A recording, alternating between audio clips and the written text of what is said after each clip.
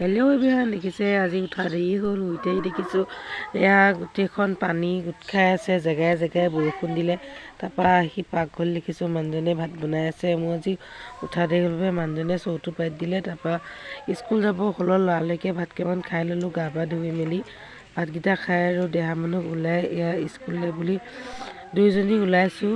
আজি বৰষুণে দেখি বহুতেই দেৰি হ'ল, সেইবাবে লৰালৰিকৈ আহিবলগীয়া হৈছে। এয়া স্কুলৰ প্ৰতিয়ে দেখিছে খেলি আছে, খেলাৰ মাজতে মই ইয়াৰ লগতে বহি আছোঁ। তাৰপৰা ৰাতি হ'ল, ৰাতি বোলো আজি ভাত নাখাওঁ বুলি ভাবিলোঁ। ৰাতি এয়া দেখিছে দেহা মানে ৰুটি বনাই খোৱালে।